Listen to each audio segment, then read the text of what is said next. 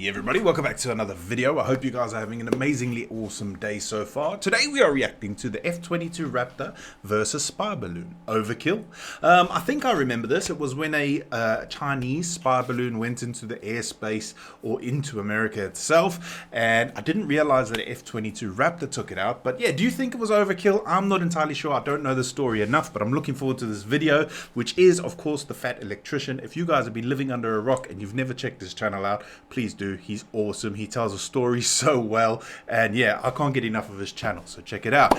Before we get into today's video, if you guys haven't done so already, please make sure you hit the subscribe button, and if you're feeling extra frisky, you may as well give the video a like as well. And without further ado, let's check out this F-22 Raptor versus a spy balloon. Today we're talking about that time that a Chinese spy balloon made its way into U.S. airspace, creating an international incident that can only be described as the world's biggest game of float around and find out. On the off chance you don't know what I'm talking... Float around and find out. I like that. That can only be described as the world's biggest game of float around and find out. On the off chance you don't know what I'm talking about, on February 1st, 2023, a Chinese spy balloon was spotted in the sky above Montana. From that point, it was allowed to float across the rest of the United States. It was actually in America. Holy smokes. Well, above America. I didn't I never seen it. I've seen the story, but I've never actually seen it. That looks scary as hell. If I saw that thing in the sky, I would be freaking out as well. Spotted in the sky above Montana. From that point, it was allowed to float across the rest of the United States, while sheriffs from every state begged their community not to shoot at it with guns, stating the reason that the balloon was 65,000 feet in the air, which is way too high. However, this... I think it's crazy that someone had to say to them, hey, listen, don't shoot at it. It's 65,000 feet, but like, let's not even give it a nudge. Guns, stating the reason that the balloon was 65,000 feet in the air, which is way too high. However, this is America, and being too high sounds like some hippie bullshit, so a bunch of people shot at it anyways. The balloon would eventually be shot down I would have. I can't lie. I would have shot at it as well. I would have been like, hey, you never know. You never know. I might get lucky. Yes, it does look like I got a sniper aiming at me. I got a spot right in the middle of my forehead. But I would have given it a go. I would have tried to shoot it out the sky as well. You never know. You never know. Which is way too high. However, this is America, and being too high sounds like some hippie bullshit, so a bunch of people shot at it anyways. The balloon would eventually be shot down 3 days later on February 4th off the coast of South Carolina. Here we go, baby! Get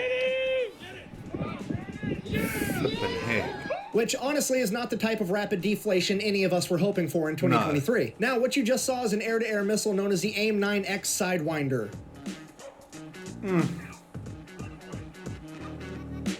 And each one of those bad boys cost America almost $600,000 a piece. And that missile was launched from a $334 million... Oh my God! 600,000 a piece to take out a spy balloon. I suppose it makes sense, but could they not have just done it with like a machine gun? Obviously a plane mounted on the F-22 or whatever. Holy smokes!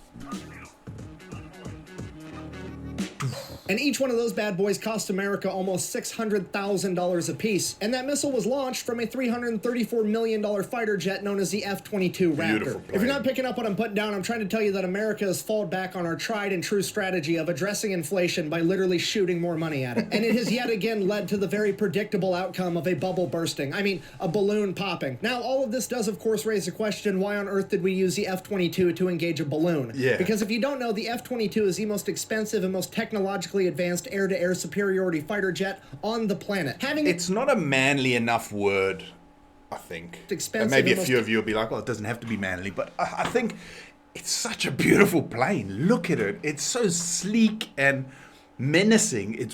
I love it. I love it. It's quickly taking over because the Warthog and the B-2 are my favorites. But this F-22 is slowly becoming... edging those two out, to be honest. Technologically advanced air-to-air superiority fighter jet on the planet. Having it go toe-to-toe with a balloon is like having Mike Tyson box a toddler. It doesn't make any fucking sense. So what exactly was the government's intention here? Did they think that this was a tutorial mission for the beginning of World War III? Or are they simply showing off and wasting taxpayer money while they do it? Well, it's actually neither of those things. You see, the United States Air Force saw an opportunity to make aviation history, and they took it. And what I mean by that is the F-22, despite being the best air-to-air fighter jet on the planet, has a real-world combat record of 0 and 0. Yeah. It has never shot down an enemy. Well, had a record of 0 and 0 because it is now 1 and 0 after downing this weather balloon. We killed it! You got that? We Because as many people on the internet have been asking, yes, balloons do in fact count as air-to-air kills. And this precedent actually goes all the way back to World War I when planes were new on the military scene and they were used to pop enemy observation balloons, which was a huge deal back then. And we know for sure that this is why the US government did this, because the call signs of the two F-22s that engaged the balloon were Frank 01 and Frank 02, which is a direct reference to American World War I ace of aces, Frank Luke, a fighter pilot and Medal of Honor. Look at that. Sorry for pausing. Reference to American World War I ace of aces, Frank Luke. World War One. You've got to remember those planes back then were. Sorry, I just kicked the hammer. Yeah, like, and he had the balls to go up in those where you could shoot them out. There was, I'm sure I've read stories. I'm not just dreaming this, of people firing at World War One planes because they weren't high enough and they could actually hit them if they were lucky. But flippin' heck, what a legend! Look at his hair as well. Well jealous. A fighter pilot and Medal of Honor recipient that was credited with downing 18 enemy aircraft in a span of 17 days. Holy 4 of those smokes. aircraft being airplanes and the other 14 being observation balloons. This, combined with the fact that his home state was Arizona, would earn him the nickname the Arizona Balloon Buster. So, to answer the question, why did America use the most technologically advanced fighter jet to engage a balloon? It's because we wanted to pad our stats. If you're not cheating, you're not trying. I'm not saying it's right, I'm just saying it happened. However, this does raise the secondary question of, does the F-22 have guns? And if it does, why didn't we use them and instead opted to use a $600,000 air-to-air missile? I mean, for one, guns would be cheaper, and for two, it wouldn't blow up, potentially preserving more of whatever the balloon was carrying for us to capture and invest. That's what I was going to ask as well. Surely they'd want to examine what they've sent over. So blasting it with one of those missiles, like if you had shot it with a machine, but the fall would still damage a lot, but maybe a lot less. $100,000 air-to-air missile. I mean, for one, guns would be cheaper, and for two, it wouldn't blow up, potentially preserving more of whatever the balloon was carrying for us to capture and investigate. Great question, two-part answer. For one, America's default setting is always blow it the fuck up. It doesn't matter what the question is, whether we're trying to make a whale fly. Oh yeah, I love that video. That video is amazing. If you haven't seen that video, it's where there was a beached whale and they decided to blow it up. Cars got wrecked and everything. Poor whale, but it was dead, don't worry. But question is, whether we're trying to make a whale fly or a balloon sink, the answer is always going to be blow it the fuck up. Again, I'm not saying it's right, I'm just saying historically that's what's going to happen. And part two of that answer is, even if we did use the guns, that wouldn't have worked. You see, everybody hears balloon and they think of a balloon like at a birthday party, you pop it with a pen, goes bang, falls to the ground, the end. Weather balloons wouldn't work like that. They're actually very durable. If they were shot with a bullet, it would just poke a hole in it. It wouldn't actually pop it, which would lead to gas leaking out, and then it would begin a slow, unpredictable descent. And we know this for sure because 25 years ago, 2 Canadian F-18s actually engaged a weather balloon and had to shoot it over 1,000 times. Okay. So knowing that, America just opted to blow it up. In conclusion, the F-22 is slotted for retirement within the next decade, and it will now go into its retirement with an undefeated record of 1-0, as it's about to get replaced by the newest variation of the most gangster fighter jet of all time, the F-15, that variation being the F-15EX, which is yet again gonna have to be a video for another time. Thanks for watching. Best way to support the channel is go buy some merch at thefatelectrician.com. Quack bang out. Check out his channel, please, if you haven't, and buy his merch. He deserves it. He's such an awesome bloke, and I love his storytelling and the way, like, that video, if you've seen anything on that weather balloon or whatever, the spy balloon or whatever the heck it was on the news, it's boring, isn't it? It's a balloon that they shot down. That story there was entertaining, and it was funny. It was awesome. I loved it. But, like, was anything found on the balloon, or was anything retrieved to say that it was a spy balloon and not just a weather balloon? I need to find this out, because I would have also freaked out if I'd seen that above, like I was saying, 65,000 feet. Would anyone even, I suppose you could see it if you could take pot shots, but not clearly enough to see those like satellite things.